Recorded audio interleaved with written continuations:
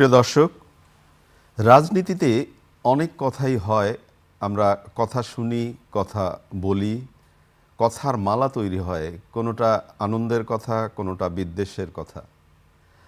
কথার শক্তিতেই সম্পর্ক তৈরি হয়, আবার কথার শক্তিতেই, কথার তিক্ততায় সম্পর্কের বিনাশ ঘটে। আজকের শিরোনামে কথার কথা কেন উল্লেখ করলাম সেটা আমরা আলোচনা করব। আমি রেজানুর রহমান, সংবাদপত্রে বাংলাদেশ অনুষ্ঠান থেকে আপনাদের স্বাগত জানাচ্ছি। আমাদের আজকের অনুষ্ঠানে অতিথি হিসাবে উপস্থিত আছেন সিনিয়র সাংবাদিক মাসুদ করিম। ধন্যবাদ। আপনাকেও ধন্যবাদ। বলছিলাম কথার কথা, মানে কথা নিয়ে তো অনেক কথাই হয়। কথার সৌন্দর্যে, কথার উদারতায় অনেক সম্পর্ক তৈরি হয়। আজকে পত্রপত্রিকার অধিকাংশ শিরোনাম ঢাকা দিল্লি সম্পর্কের উত্তেজনা নিয়ে কথা। শিরোনাম পড়ি, তারপর আলোচনা করি। দৈনিক প্রথম আলো, ঢাকা দিল্লি সম্পর্কে উত্তেজনা, অভিমত কলাম উস্কানিতে পা দেওয়া ঠিক না। ভোটের প্রস্তুতি নিয়ে দলীয় প্রার্থীদের সঙ্গে তারেকের বৈঠক, হাদির অবস্থা অত্যন্ত সংকটাপন্ন। দৈনিক যুগান্তর, দুই ইস্যুতে বাড়ছে টানাপোড়েন, ঢাকা দিল্লি কূটনৈতিক উত্তাপ। হাদির হামলাকারী যেন এক মাফিয়া ডন, ফয়সাল মহারাষ্ট্রে ব্যবহার করছে ভারতীয় সিম। দৈনিক সমকাল, আগ্রহ থাকলেও ভোটের মাঠে তৎপর নয় অনেক দল, ঢাকা দিল্লি টানাপোড়েন বাড়ছে, তারেক রহমানের অভ্যর্থনায় ব্যাপক আয়োজন। কালের কণ্ঠের শিরোনাম, উৎসবের মাঠে নিরাপত্তা চ্যালেঞ্জ। সামনের সময় কিন্তু সুবিধার না, সবাইকে ঐক্যবদ্ধ থাকতে হবে, তারেক রহমান বলেছেন। সরকারি বাসভবন ছাড়েননি পদত্যাগী দুই উপদেষ্টা।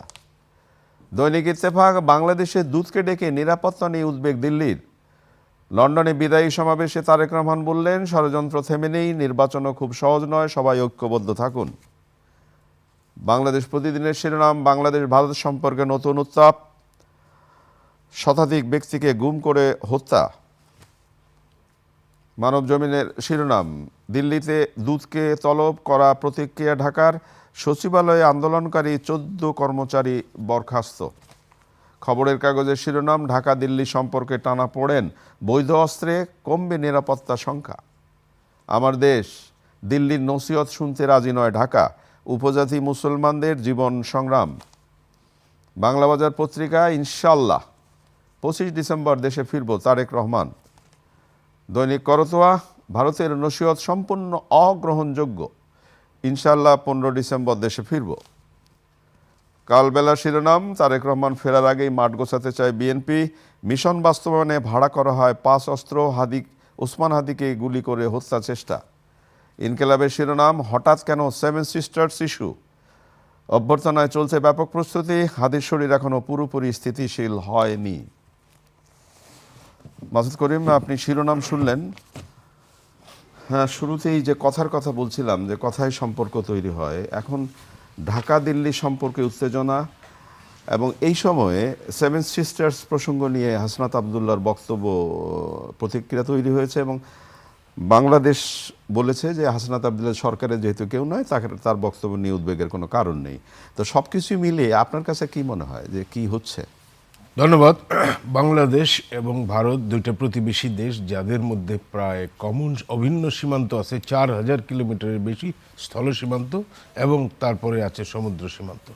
এছাড়া আমাদের হিস্টোরিক্যাল, মানে কালচারাল, রাজনৈতিক, ভৌগোলিক, তারপরে নানা দিক থেকে রিলিজিয়াস, নানা দিক থেকে এই দুইটা দেশ মানে সম্পর্কিত।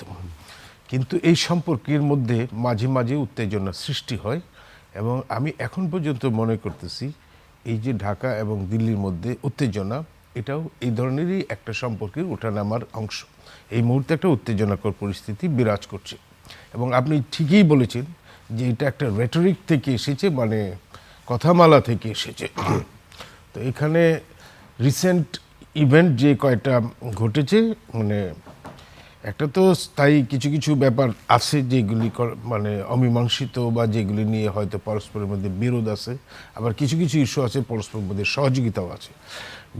বিরোধপূর্ণ ইস্যুগুলিও যেমন আছে, কিন্তু রিসেন্ট যে উত্তেজনাটার কারণ, তার মধ্যে কিন্তু একটা সহনীয় মাত্রায় ছিল, এবং দুইটা পক্ষই চেষ্টা করতেছিল যে ট্রাস্ট ফিরে আনার জন্য, কিন্তু এর মধ্যেই কোনো কোনো রাজনৈতিক ঘটনা এটা উত্তপ্ত হয়েছে।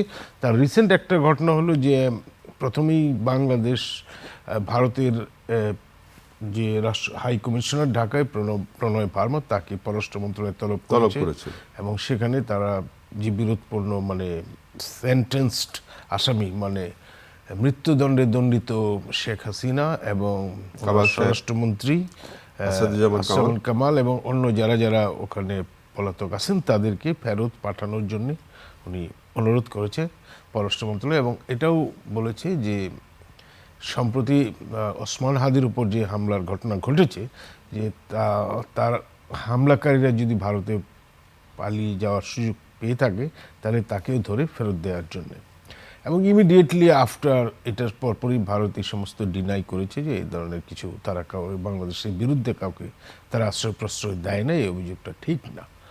বাট আমাদের দেশে একটা হয় কি যে মাঠের বক্তৃতায় নানা ধরনের বক্তৃতা থাকে, তার মধ্যে একটা ভারত বিরোধিতার ভাব থাকে এবং সেরকম একটা অনুষ্ঠানে এই যে নবগঠিত ন্যাশনাল সিটিজেন পার্টি এনসিপির নেতা হাসনাত আবদুল্লাহ, যিনি গত বছরের জুলাই অভ্যুত্থানেরও অন্যতম নেতা, উনি একটা কথা বলেছেন, সেটা হলো যে ভারতের যে উত্তর পূর্বাঞ্চলীয় 7টি রাজ্য আছে যেটাকে বলা হয় Seven সেভেন Sisters, সিস্টার্স, সেইটা একটু ভৌগোলিকভাবে ভালনারেবল আছে। আপনারা জানেন যে এই ভারতের অন্য অংশের সঙ্গে উত্তর পূর্বাঞ্চলীয় রাজ্যগুলির সংযোগ হলো একটা সরু, মানে এটাকে বলে চিকেন স্ন্যাক, এটা হলো মানে মুরগির গলার মতো একটু জায়গা সামান্য, এটা হলো স্থলভাগে রেল এবং সড়ক পথের কানেক্টিভিটি।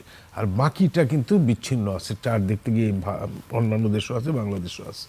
সুতরাং বাংলাদেশের মধ্যে যদি ওই সমস্ত অঞ্চলের বিচ্ছিন্নতাবাদী গোষ্ঠী যারা নিজেদেরকে আলাদা স্বতন্ত্র রাষ্ট্র গঠন করতে চায়, তারা যদি আশ্রয় গ্রহণ করে, সেটা নিরাপত্তার জন্য উদ্বেগের কারণ ভারতের। এবং এই উদ্বেগ বহু বছর তারা দেখিয়েছে, যদিও শেখ হাসিনা আমলে সেই উদ্বেগ নিরসনও করা হয়েছিল। কিন্তু এখন আবার হাসনাত আবদুল্লাহ হুমকি দিয়েছেন যে যদি ওসমান হাদির আসামিদের এখানে রাখা হয় তাহলে তারা এটা বিচ্ছিন্ন করে দেবেন। এবং এটাই আপাতত এটা একটা রাজনৈতিক বক্তব্য, বেসরকারি রাজনৈতিকবিদদের, যেমন ভারতেও মাঝে মাঝে নেতৃবৃন্দ এই ধরনের বাংলাদেশ বিরোধী বক্তব্য দেন, সেটা তাদের নির্বাচনের আগে নির্বাচনকে চাঙ্গা করার জন্য অনেকে দেন। তো এটা বলা হচ্ছে, এবং কালকে পররাষ্ট্র উপদেষ্টা তৌহিদ হোসেন এটা ক্লিয়ার করেছেন যে এটা সরকারের বক্তব্য না এবং তিনি সরকারের পার্টও নন। সুতরাং এটা একটা রাষ্ট্রীয় বক্তব্য না, এটা পলিটিক্যাল রেটরিক। আর দ্বিতীয় কালকে একটা ঘটনা ঘটেছে, সেটা হলো যে বাংলাদেশের যে হাই কমিশনার জনাব রিয়াজ হামিদুল্লাহ, ওনাকে দিল্লিতে ভারতের বিদেশ মন্ত্রণালয়ে তলব করা হয়েছিল এবং কালকে জুলাই ঐক্য নামের একটা গ্রুপ তারা ভারতীয় হাই কমিশন অভিমুখে ঢাকায় মার্চ কর্মসূচি দিয়েছিল। সেই কর্মসূচির ফলে তারা যে ভারতীয় ভিসা সেন্টার, যেটা যমুনা ফিউচার পার্কে অবস্থিত, সেটা তারা আর্লি বন্ধ করে দিয়েছিল দুইটা নিরাপত্তাজনিত কারণে, উদ্বেগের কারণে। এবং সেই উদ্বেগের কথাটা বাংলাদেশের হাই কমিশনারকে দিল্লিতে তারা ডেকে নিয়ে বলেছে। এবং এটা বলার পরে এখানে যে মার্চ যারা করেছে ভারতীয় হাই কমিশনে যাওয়ার আগেই তাদেরকে পুলিশ আটকে দিয়েছে। সুতরাং এই ধরনের একটা উত্তেজনা দুই দেশের মধ্যে এই মুহূর্তে শুরু হয়েছে এবং চলছে। আমি যেটা আপনাকে বলবো যে এটা একটা বাংলাদেশ ভারতের সম্পর্কে ট্রেন্ডের মধ্যে এটা একটা উত্তাপ ট্রেন্ড, বা মাঝে মাঝে আবার সেটা থেমেও যায়। তো সেরকম এটা মনে হচ্ছে আপাতত। তবে এটাও আমি সতর্ক করতে চাই যে এই ধরনের উত্তাপ উত্তেজনার থেকে যদি বড় কিছু ঘটে যায় তাহলে কিন্তু উভয় দেশের জন্যই সংকটের সৃষ্টি করতে পারে। সেটা তো কখনোই কাঙ্ক্ষিত না এবং কারোর জন্যই ভালো হয় না, কারোর জন্যই ভালো হবে না। তো সেই জন্য আমি মনে করব যে উভয় দেশের নেতৃবৃন্দকে একটু সাবধানে কথাবার্তা বলা দরকার এবং অ্যাকশন করা দরকার সাবধানে। কারণ এই দুইটা দেশ ঐতিহাসিকভাবে দুই দেশের জনগণ ভালো সম্পর্ক রাখে। সুতরাং রাজনৈতিক কারণে, রাজনৈতিক নেতৃবৃন্দের ভালো সম্পর্কের চেয়ে বড় কথা হলো একেবারে কাছাকাছি প্রতিবেশী, একেবারে এবারে ওবারই। জি জি, সেই জায়গায় সুসম্পর্কটা রাখাটা খুব জরুরি। আপনি নিশ্চয়ই খেয়াল করেছেন যে তারেক রহমান সাহেব বিদায়ী ভাষণ দিয়েছেন গতকাল এবং তিনি দেশে ফিরছেন 25 তারিখ, এবং এটাও একেবারে মোটামুটি আমরা এখন নিশ্চিত বলতে পারি। তিনি সেদিন বলেছেন যে ষড়যন্ত্র থেমে নেই, নির্বাচন খুব সহজ নয়, সবাইকে ঐক্যবদ্ধ থাকুন, তিনি এই বার্তা দিয়েছেন। এবং একই সাথে আমাদের দেশে বেশ কয়েকটি রাজনৈতিক দলের স্লোগান কালকে বা বক্তব্য সেটা দেখা গেল, দিল্লির নসিহত শুনতে রাজি নয় ঢাকা। ধন্যবাদ। যে বক্তব্যটা এসেছে সেই বক্তব্যটা প্রধানত আমি বলবো যে দিল্লির প্রসঙ্গটা আগে শেষ করি। সেটা হলো যে এটা একটা আমাদের দেশের আভ্যন্তরীণ নির্বাচন, রাজনৈতিক, এটা প্রত্যেকটা দেশের নিজস্ব নির্বাচন। হ্যাঁ, অবশ্যই বাইরের দেশগুলি যে এইসব নির্বাচন পর্যবেক্ষণ করে না তা না, তারা তাদের মতো পর্যবেক্ষণ করে তাদের পলিসি নির্ধারণের জন্য, কিন্তু এই না যে তারা একেবারে খুব বেশি আমাদের ইন্টারনাল বিষয়ে, সেন্সিটিভ বিষয়ে তারা কিছু মন্তব্য করে। বিশেষ করে ভারতের মতো প্রতিবেশী দেশ, তাদের কিন্তু এইসব বিষয়ে আমরাও তো তাদের নির্বাচন নিয়ে মন্তব্য করি নাই। সুতরাং মন্তব্যের ব্যাপারে সতর্ক থাকা দরকার ভারতকে, সেটা আমি অনুরোধ করব। যেটা আর দ্বিতীয় কথা হলো যে আপনি তারেক রহমান সাহেবের আগমনের কথাটা বলছেন, এবং উনি গত নভেম্বরই আসবেন বলে বিবিসির এক সাক্ষাৎকারে বলেছিলেন। পরে যখন 23শে নভেম্বর ওনার মা হাসপাতালে ভর্তি হলেন ক্রিটিক্যাল অবস্থায়, সবাই আশা করেছিলেন যে উনি দ্রুত হয়তো চলে আসবেন, যেহেতু এটা অন্তিম এবং একটা সন্ধিক্ষণে জীবন মৃত্যু উনি আছেন, সুতরাং তার মায়ের পাশে উনি থাকবেন।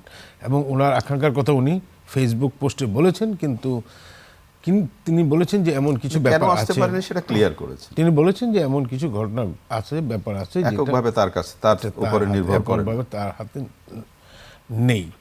সেটা হইতে পারে তার অ্যাসাইলামের জন্য কোনো ব্যাপার, এটা হইতে পারে যারা তারেক রহমানকে পছন্দ করে না তাদের কোনো ব্যাপার, কিংবা তার স্রেফ নিরাপত্তাজনিত ব্যাপার। এই ব্যাপারটা কিন্তু তিনি ক্লিয়ার খোলাসা করে কিছু বলেননি, কারণ তিনি বলেছেন এটা তিনি বলতে পারবেন না নানা কারণে। হতে পারে অনেক কিছু, অনেক সময় সব কিছু প্রকাশ্যে বলা যায় না। তবে তিনি জিনিসটা বলেছেন তো এটা যখন সেটেল হবে তিনি আসবেন। তো উনি যেহেতু তাদের দলের মহাসচিব, এবং উনি নিজেও কালকে বলেছেন যে 25শে ডিসেম্বর উনি বাংলাদেশে আসবেন, সুতরাং এইবার মনে হচ্ছে যে তিনি ডেফিনেটলি আসবেন। এবং পত্রপত্রিকা এবং বিএনপির প্রস্তুতি দেখে মনে হচ্ছে যে ওনারা মানে আজকে 18 তারিখ, আর মানে 7 দিন, 8 7 7 দিনও না, 6 দিন 6 দিন। তো উনি যখন আসবেন তাকে রিসিভ করার জন্য ব্যাপক প্রস্তুতি, বিশেষ করে 20 লক্ষের মতো লোক এখানে জমায়েত হবেন। এটা ঠিক যে 2008 সাল অর্থাৎ 17 বছর থেকে উনি নির্বাসিত জীবনযাপন করছেন, এবং বাংলাদেশের রাজনীতিতে মানে একটা গুরুত্বপূর্ণ রাজনৈতিক দলের তিনি সক্রিয় প্রধান। তো সেই দিক থেকে এটা একটা বিরাট সিগনিফিক্যান্ট ঘটনা বাংলাদেশের। তবে আমি এটা মনে করি যে তারেক রহমানের আগমন, বিশেষ করে আগামী নির্বাচনের সামনে রেখে এবং ওনার মায়ের যে শারীরিক কন্ডিশন, সে কথা বিবেচনা করে অত্যন্ত তাৎপর্যপূর্ণ। এবং আমরা মনে করি যে উনি যদি এই দেশে আসেন, ওনাদের পরিবারের যে রাজনৈতিক অভিজ্ঞতা, মানে নিজের দেশে আর কি, নিজের দেশে, সরি আমি দুঃখিত, এবং উনি যেটা তো স্বদেশ প্রত্যাবর্তন, তো ওনার নিজের দেশে যখন আসছেন, সেটা ওনার মায়ের এবং ওনার পিতার যে কন্ট্রিবিউশন বাংলাদেশের রাজনীতিতে এবং উন্নয়নে এবং সার্বিকভাবে, সেটা একটা ধারাবাহিকতা হবে। এবং আমরা আশা করব তাদের এই পারিবারিক যে একটা অভিজ্ঞতা, রাজনৈতিক অভিজ্ঞতা, দেশের এই রকম একটা ক্রান্তি লগ্নে ওনারা দেশে আসার মতো, কারণ আমাদের দেশটার জন্য এই মুহূর্তে সবচেয়ে বেশি দরকার ডেমোক্রেটিক ট্রানজিশন এবং স্থিতিশীলতা। এই দুইটা জায়গায় আমার মনে হয় যে তারেক রহমানের মতো একজন অভিজ্ঞ রাজনীতিবিদের ভূমিকা, সক্রিয় ভূমিকা এবং উপস্থিতি অত্যন্ত গুরুত্বপূর্ণ, অনেক গুরুত্বপূর্ণ। অনেক ধন্যবাদ আপনাকে। উসমান হাদি সিঙ্গাপুরে গেলেন, আমরা হঠাৎ শুনলাম, উনি যাওয়ার পরেই শুনলাম যে অবস্থা ভালো, সামাজিক যোগাযোগ মাধ্যমে এমন খবরও দেওয়া হলো, চোখ মেলে তাকিয়েছেন। কিন্তু আজকে তো শোনা যাচ্ছে যে হাদির অবস্থা অত্যন্ত সংকটাপন্ন। না, এটা অবশ্যই কালকে সিঙ্গাপুরের পররাষ্ট্রমন্ত্রী ওনাকে দেখতে গিয়েছিলেন হসপিটালে, যে হসপিটালে চিকিৎসাধীন আছেন, সেখান থেকে বের হয়ে উনি প্রধান উপদেষ্টা প্রফেসর ইউনূসের সঙ্গে কথা বলেছেন, এবং তার স্বাস্থ্যের যে অগ্রগতি যেটা জানিয়েছেন, সেটা হলো ওনার অবস্থা এখনও সংকটাপন্ন। এবং এটা ওনাকে জানানোর ব্যাপারটা আমাদেরকে, প্রেসকে জানিয়েছেন ওনার প্রেস উইং থেকে, প্রধান উপদেষ্টা প্রেস উইং থেকে। সুতরাং আমি মনে করি যে এখানে তো ওনার চিকিৎসা, যেহেতু সিঙ্গাপুর আমাদের এই অঞ্চলের সবচেয়ে বেস্ট মানে ট্রিটমেন্ট, সেই চেষ্টার কোনো ত্রুটি নাই। কিন্তু আমরা মনে করি যে আমরা সবাই যদি দোয়া করি, এবং উনি এটা প্রধান উপদেষ্টা নিজেও বলেছেন যে আমরা সবাই দোয়া করি, কারণ হায়াত মৌত সব কিছু, রিজিক, ধন দৌলত, এই সবই আল্লাহর হাতে। আল্লাহ পাক তাকে দ্রুত সুস্থ করবেন এবং আমাদের মাঝে আবার ফিরিয়ে আনবেন, সেই দোয়া আমাদের অবশ্যই থাকবে। কারণ ওনার মতো একজন রাজনীতিবিদ, যিনি জুলাই অভ্যুত্থানে ছাত্র সমাজের পাশে থেকে নেতৃত্ব দিয়েছেন, তার নেতৃত্ব এবং একটা ইয়াং বয়সে তার নেতৃত্ব আমাদের দেশের জন্য অত্যন্ত প্রয়োজন। হাদিকে গুলির ঘটনায় ফয়সাল, যাকে এখন সন্দেহ করা হচ্ছে, তার বাবা মাকেও গ্রেপ্তার করা হলো এবং পত্রপত্রিকার শিরোনামটা এরকমও দেখা গেল যে বাবা মাও স্বীকার করেছেন যে হাদির জীবন খুবই মানে কি বলবো, আপত্তিকর তার জীবনচরণ। সব কিছু মিলিয়ে কি মনে হয়, মানে ফয়সাল কি এতটাই অধরা যে তাকে গ্রেপ্তার করা যাচ্ছে না? এটা এখন পর্যন্ত পুলিশের দিক থেকে যেটা বলা হচ্ছে যে তারা বলছেন মানে যে এটা কি নিশ্চিত যে ভারতে পালিয়ে গেছে? না, ওটা নিশ্চিত না, কারণ এটা পুলিশ নিজেই বলছে যে তাদের কাছে এরকম যেগুলি মানে সরকারি মানে পয়েন্ট আছে, যেগুলি বৈধ পথে যাওয়ার যে পয়েন্টগুলি আছে, স্থলভাগে হোক এরোপ্লেনে হোক, সব কয়টাতে তার পাসপোর্ট ব্লক করা আছে, সুতরাং ওনার পক্ষে বৈধ পথে যাওয়া সম্ভব না। কিন্তু ভারতের সঙ্গে এবং মিয়ানমারের সঙ্গে এবং সমুদ্রে আমাদের কিছু পরাস জায়গা আছে, উন্মুক্ত জায়গা আছে, যেগুলি দিয়ে মানুষ আনাগোনা করে, পণ্য চোরাচালান হয়। সেই জায়গাগুলি উনি ব্যবহার করেছেন কিনা সেটা তো আর কেউ বলতে পারতেছে না। সুতরাং উনি যে চলে গেছেন সেটা নিশ্চিত না, সুতরাং সেই দিক থেকে উনি দেশেও থাকতে পারেন। সেই হিসাবেই সেটা চিন্তা করা হচ্ছে এবং সেই হিসেবে তাকে গ্রেপ্তারের চেষ্টা করা হচ্ছে। কিন্তু কিছু কিছু প্রচার মাধ্যম বা বিশ্ব একে ছক কেটে কেটে যে দিল, এতটার থেকে এতটা অমুক জায়গায় ছিলেন, অমুক জায়গা থেকে অমুক জায়গায় দিয়েছেন, এরপরে তাকে অমুক জায়গায় নেওয়া হয়েছে, যে এই তথ্যগুলো কীরকম? আমার বক্তব্য হলো, আমারও এটা একটা বিরাট প্রশ্ন যে প্রকাশ্য দিবালোকে একটা আততায়ী মানে তাকে হত্যার উদ্দেশ্যে টার্গেট করে ঠান্ডা মাথায় গুলি করলো এবং পালিয়ে গেল। আমাদের দেশের আইন শৃঙ্খলা পরিস্থিতির সেটাই একটা বড় প্রমাণ। তাহলে কি যে কেউ টার্গেট করলে মেরে ফেলতে পারবে? সুতরাং এটা ঢাকা শহর থেকে বের হলো কিভাবে? আইন শৃঙ্খলা বাহিনী আমাদের নিজস্ব পরিস্থিতি রিভিউ করা উচিত অন্যকে দোষারোপ করার আগে। তো এখানে প্রকাশ্যে দিবালোকে একটা রাজধানীর মতো একটা জনবহুল জায়গায় একজনকে টার্গেট করে হত্যার উদ্দেশ্যে গুলি করে নির্বিঘ্নে চলে গেল। তাকে কোনো জায়গায় আটকানো গেল না, তিনি হাইড আউটে চলে গেলেন এবং এখন বলা হচ্ছে উনি ভারতে চলে গেছেন। তাইলে আমাদের আইন শৃঙ্খলা পরিস্থিতির যে অবস্থা, আগামী নির্বাচনকে সামনে রেখে সেটা আবার রিভিউ করা উচিত। রিভিউ করা উচিত এই কারণে, কারণ আমাদের দেশে ইতিহাস আছে যে রাজনৈতিক মানে পরিস্থিতি উত্তপ্ত হলে কিংবা যদি নির্বাচন সামনে থাকে, এই ধরনের আইন শৃঙ্খলা পরিস্থিতি খারাপ হয়, সহিংস ঘটনা ঘটে, টার্গেট করে হত্যার ঘটনা ঘটে। সুতরাং এখানে এখন নানা রকম প্রত্যেকটা নির্বাচনী এলাকায় প্রার্থী আছে, তাদের সমর্থক আছে, নিজেদের মধ্যে উত্তাপ উত্তেজনা আছে।